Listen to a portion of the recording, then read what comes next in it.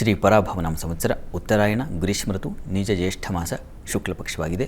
ಈ ದಿವಸ ಸೋಮವಾರವಾಗಿರತಕ್ಕಂಥದ್ದು. ಅಷ್ಟಮಿ ತಿಥಿ ಉತ್ತರ ಫಲ್ಗುಣಿ ನಕ್ಷತ್ರ. ಈ ದಿವಸ ಅಷ್ಟಮಿ ತಿಥಿ ಸೋಮವಾರ ಎರಡೂ ಸೇರಿದೆ. ಶಿವಶಕ್ತಿಯರ ಆರಾಧನೆಗೆ ಒಂದು ಪ್ರಶಸ್ತ ಕಾಲ.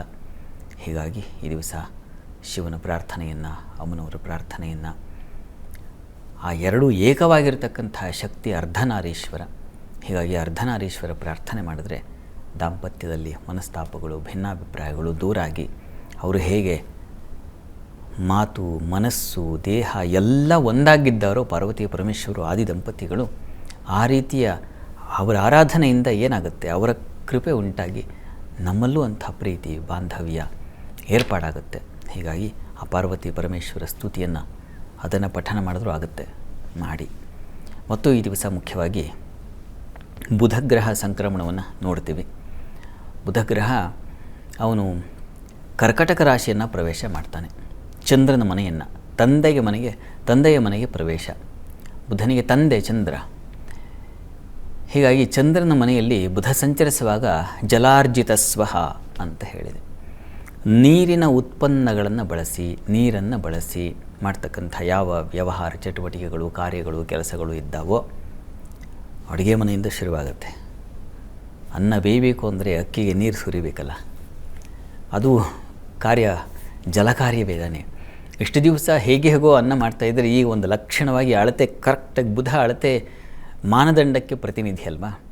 ಹೀಗಾಗಿ ಈಗ ಕೈ ಅಳತೆ, ಕಣ್ಣಳತೆ ಬೇರೆ.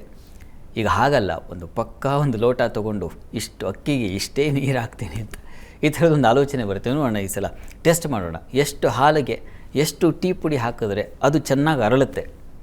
ಈ ಥರದ್ದು ಒಂದೆಲ್ಲ ಹೊಳೆಯುತ್ತೆ. ಅಲ್ಲಿಂದ ಶುರುವಾಗುತ್ತೆ, ಆ ಜಾಣ್ಮೆ ಬರುತ್ತೆ. ಒಂದು ಅಡುಗೆ ಜಾಣ್ಮೆ ಇರಬಹುದು.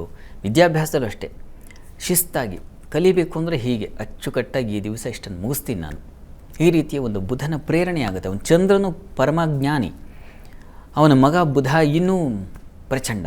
ಹೀಗಾಗಿ ಅಂಥವನ ಚಂದ್ರನ ಮನೆಯಲ್ಲಿ ಬುಧನಿದ್ದಾಗ ತುಂಬ ವಿಶೇಷವಾದ ಅನುಕೂಲಗಳು ಉಂಟಾಗುತ್ತೆ. ಈ ಹೇಳಿದ್ನಲ್ಲ ಜಲಾರ್ಜಿತ ಸ್ವಹ. ಆದರೆ ಅಲ್ಲಿ ಹೇಳುತ್ತೆ ಸ್ವಜನ ದ್ವೇಷಿ, ಸ್ವಜನಸ್ಯ ದ್ವೇಷಿ ಅಂತ. ಬಂಧುಗಳಲ್ಲಿ ಕಂಡ್ರೆ ಆಗೋದಿಲ್ಲ.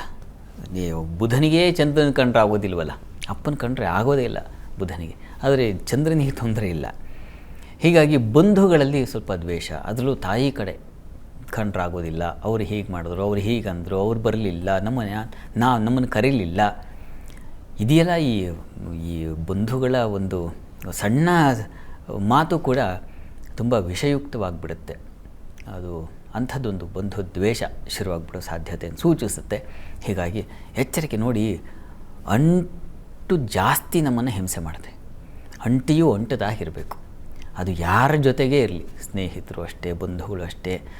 ಆಪ್ತತೆ ಎಷ್ಟೋ ಒಂದು ಚೌಕಟ್ಟನ್ನು ಇಟ್ಕೊಂಡ್ರೆ ಬಹಳವುದು. ಅತಿಯಾದ ನಿರೀಕ್ಷೆ, ಅತಿಯಾದ ಅಟ್ಯಾಚ್ಮೆಂಟು ಅದು ಮುಳುವಾಗುತ್ತೆ. ಹೀಗಾಗಿ ಪದ್ಮಪತ್ರ ಮಿವಾಂಭಾಸ ಅಂತಾರಲ್ಲ, ಜಲಬಿಂದು ಒಂದು ತಾವರೆ ಎಲೆ ಮೇಲೆ ನೀರಿದ್ದರೆ ಅದು ಹೇಗೆ ತಾವರೆ ಎಲೆ ಮೇಲೆ ಇರುತ್ತಷ್ಟೇ, ಅಂಟುಕೊಂಡಿರಲ್ಲ, ಅದು ಜಾರ ಹೋಗಿಬಿಡುತ್ತಲ್ಲ. ಆ ರೀತಿಯಲ್ಲಿ ಎಲ್ಲರ ಜೊತೆಗೂ ಅಂಟಿರಬೇಕು, ಆದರೆ ಅಂಟ್ಕೋಬಾರ್ದು. ಹಾಗಿರಬೇಕು. ಅಂಟಿಯೂ ಅಂಟದ ಹಾಗೆ ಅಂತಾರಲ್ಲ, ಆ ಥರ ಇರಬೇಕು. ಅಂತೂ ಬುಧನಿಂದ ಈ ಎಲ್ಲ ಫಲಗಳು ಏರ್ಪಾಡಾಗುತ್ತೆ. ಯಾರಿಗೆ ಯಾವ ಥರ ಎಚ್ಚರ ತಗೋಬೇಕು. ಸಾಮಾನ್ಯ ಬುಧ ಕೆಡಕ್ಕೆ ಮಾಡೋದಿಲ್ಲ, ಅವನು ಹೆಚ್ಚಿನ ಪಾಲು ಒಳ್ಳೆಯದು. ಅಲ್ಲಿ ಶುಭಗ್ರಹಗಳ ಜೊತೆಗೆ ಬುಧ ಸೇರಿಬಿಟ್ರೆ, ಅಲ್ಲಿ ಗುರುವಿದ್ದಾನೆ, ಶುಕ್ರೇ, ಅಂತಹ ಶುಭಗ್ರಹಗಳ ಜೊತೆ ಬುಧ ಸೇರಿದ್ರೆ ತುಂಬ ಪ್ರಚಂಡ ಬುದ್ಧಿವಂತಿಕೆ ಬರುತ್ತೆ. ಗುರು ಬುಧರು ಒಟ್ಟಾಗಿಬಿಟ್ರೆ ತುಂಬ ಮೇಧಾವಿತನ ಬಂದುಬಿಡುತ್ತೆ. ಅದೆಲ್ಲ ಒಳ್ಳೆಯ ಫಲ, ಬುಧನಿಂದ ಸಿಗ್ತಕ್ಕಂಥ ಒಳ್ಳೆಯ ಫಲ. ಅವನು ಕೆಟ್ಟವ್ರ ಜೊತೆಗಿದ್ದರೆ ಮಹಾಕ್ರೂರಿಯಾಗಿ ಬಿಡ್ತಾನೆ. ರಾಹು ಜೊತೆಗೆ ಸೇರಿಬಿಟ್ರೆ ಅವನಂಥ ಕ್ರಿಮಿನಲ್ ಮತ್ತೊಬ್ಬ ಇಲ್ಲ, ಹಾಗಾಗೋ ಸಾಧ್ಯತೆ ಇರುತ್ತೆ.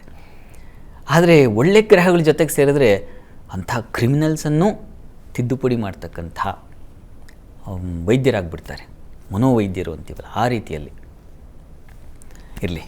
ಅದು ಜಾತಕ ವಿಶ್ಲೇಷಣೆ ಮಾಡೋರಿಗೆ, ಕಲಿಯೋರಿಗೆ ಆಯಿತು. ಫಲ ಏನು ಬಹಳ ಮುಖ್ಯ ನಮ್ಮ ಜನತೆಗೆ ಅಲ್ವಾ. ಅದನ್ನು ನಂತರದಲ್ಲಿ ನೋಡೋಣ. ಅಂತೂ ಈ ದಿವಸ ಪಾರ್ವತಿ ಪರಮೇಶ್ವರ ಸ್ತುತಿ ಮಾಡಿ ಈ ಬುಧನ ಸಂಚಾರದ ಫಲವನ್ನು ಆನಂತರದಲ್ಲಿ ಗಮನಿಸೋಣ.